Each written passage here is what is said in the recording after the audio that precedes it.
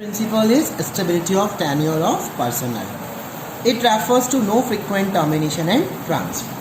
According to this, employee once selected should be kept at their position for a minimum fixed tenure.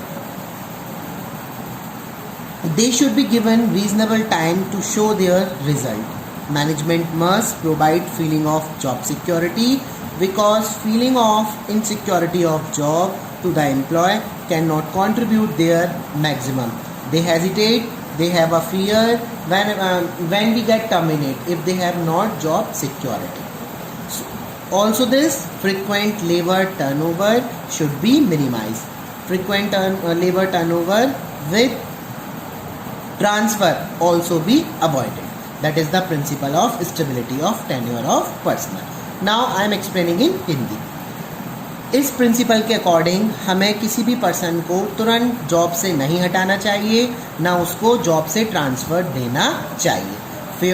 जो हमारे fuel है, fuel के according वो ये बोलते हैं एम्प्लॉयज़ को जब आप एक बार सेलेक्ट कर लेते हो उसकी पोस्ट पर, उसकी पोजीशन पर, उसको एक मिनिमम टाइम दीजिए उसको फिक्सअप होने के लिए. जब तक आप उसको एक मिनिमम टाइम नहीं देंगे और आप उसको तुरंत जॉब से हटा देंगे, उसकी पोजीशन, उसकी पोस्ट को, उसके वर्क को, उसकी एफिशिएंसी लेवल को अगर आप चेक नहीं करेंगे तो वो अपना बेस्ट कभी प्रोवाइड नहीं करा पाएगा.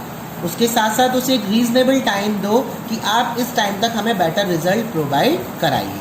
मैनेजर को जॉब सिक्योरिटी फीलिंग प्रोवाइड करानी चाहिए. मैनेजमेंट को किसी भी पर्सन को जब आप रख रहे हो तो उसको आप जॉब सिक्योरिटी प्रोवाइड कराओ. अगर एक बार पर्सन के अंदर इनसिक्योरिटी ऑफ जॉब आ जाता है तो वो अपना मैक्सिमम कंट्रीब्यूशन ऑर्गेनाइजेशन में कभी भी नहीं देता है, क्योंकि उसके अंदर फियर होता है कि मुझे पता नहीं कब जॉब से निकाल दिया जाए. अगर जॉब से निकल जाएगा हमेशा डर में रहेगा तो अपना बेस्ट एबिलिटी कभी भी शो नहीं करेगा. और अगर आपको लेबर टर्नओवर मिनिमाइज करना है तो stability of tenure of personal principle को अप्लाई करना पड़ेगा. आपको ट्रांसफ़र तो करना ही, आपको उस पर्सन को हटाना नहीं है, हटाने के साथ साथ बहुत जल्दी ट्रांसफ़र भी नहीं करना है. ट्रांसफ़र क्यों नहीं करना है? क्योंकि पर्सन जब एक बार फिक्स हो जाता है, अपनी जॉब में सेटल्ड हो जाता है, तो सेटल्ड होने के बाद जैसे उसे ट्रांसफ़र ऑर्डर मिल जाते हैं, ट्रांसफ़र ऑर्डर मिलने से उसका माइंड फिर से अपसेट हो जाता है, वो दूसरी जगह जाता है, उस अपनी एनर्जी, टाइम और रिसोर्सेज बहुत ज़्यादा वेस्ट होना शुरू हो जाते हैं. फिर से पर्सन को उतना ही टाइम उन सब चीज़ों को एफिशिएंसी अपनी दिखाने में, शो करने में दूसरी जगह जाकर उतना टाइम फिर से लगाना पड़ता है. तो एक पर्सन जब अपना बेस्ट कंट्रीब्यूशन देना शुरू कर देता है तो उसको ट्रांसफ़र नहीं देना चाहिए. ट्रांसफ़र प्रोवाइड कराइए बट आफ्टर एक पर्टिकुलर पीरियड के बाद आप उसको ट्रांसफ़र दीजिए. फ्रिक्वेंट ट्रांसफ़र और टर्मिनेशन बिल्कुल प्रोवाइड नहीं कराना चाहिए. That the stability of tenure of personal. For example, if I am working in Saraswati Vidya Mandir for 2 years period, ये अगर मैं विद्या मंदिर में 2 साल के लिए मुझे रखा गया तो ये क्या था? ये मेरा स्टेबिलिटी ऑफ टेन्योर प्रिंसिपल मेरे पे अप्लाई किया गया. 2 साल तक हम आपका रिजल्ट देखेंगे. अगर आप मुझे एड ऑफ बेस पे रखा गया फॉर एग्जाम्पल, तो अगर मैं अपनी बेस्ट एबिलिटी शो नहीं करता हूँ तो आप मुझे वहाँ से टर्मिनेट कर दीजिए. अगर मैं अपना अच्छा रिजल्ट दे रहा हूँ तो तुरंत मुझे वहाँ पे क्या मिलेगा? परमानेंसी मिलेगी. परमानेंसी मिलेगी, मेरे अंदर सिक्योरिटी आएगी, इनसिक्योरिटी की फीलिंग रहेगी तो मैं कभी भी अपना बेस्ट कॉन्ट्रीब्यूशन वहाँ पर प्रोवाइड नहीं करा पाऊँगा. इससे क्या हो रहा है? एक तो आप फ्रिक्वेंट टर्मिनेशन किसी को प्रोवाइड मत कराइए, एम्प्लॉय को सेटल होने के लिए मिनिमम टाइम दीजिए, उसको जॉब सिक्योरिटी प्रोवाइड कराइए.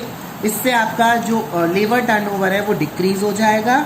उसके साथ साथ जो आपके वेस्टेज रहेंगे रिसोर्सेज का, आपको एक पर्सन को एक जगह से हटाना है, दूसरी जगह रखना है, तो उसमें क्या होगा? आपका टाइम, एनर्जी, ये सब वेस्ट होगा. तो इन सब चीज़ों को बचाने के लिए stability of tenure principle apply करना चाहिए. अब इसके पॉजिटिव कॉन्सिक्वेंसेस क्या हैं? Improve efficiency level of employ का एफिशिएंसी लेवल बहुत अच्छा होता चला जाता है क्योंकि वो अपने काम में परफेक्ट हो जाता है, उसको जॉब सिक्योरिटी रहती है, वो अपना बेस्ट कंट्रीब्यूशन देना स्टार्ट कर देता है. Number 2, no wastage of time and resources. अब पर्सन फिक्स है, उसको सारी चीज़ों के बारे में पता है, प्रिंसिपल ऑफ ऑर्डर पहले से अप्लाई हो रहा है, तो वो टाइम और रिसोर्सेज दोनों का वेस्टेज भी नहीं करता है. अगर ये प्रिंसिपल अप्लाई नहीं होगा तो क्या होगा? Wastage of resource in learning new job. आप जब कभी भी न्यू जॉब के लिए जाओगे, आपको एक प्लेस से दूसरे प्लेस पर ट्रांसफ़र करा जाएगा या आपको फ्रिक्वेंट टर्मिनेशन दिया जा रहा है, दूसरी जगह जाओगे, वहाँ के रिसोर्सेज को सीखने में आपको टाइम लगेगा, रिसोर्सेज का भी वेस्ट होगा और एम्प्लॉयज़ के अंदर डिससेटिस्फेक्शन क्रिएट होगा कि ये तो हमें जॉब सिक्योरिटी प्रोवाइड नहीं कर रहे हैं, हम अपना मैक्सिमम कंट्रीब्यूशन कभी नहीं देंगे. तो that's why it's created dissatisfaction among the employees. That's all.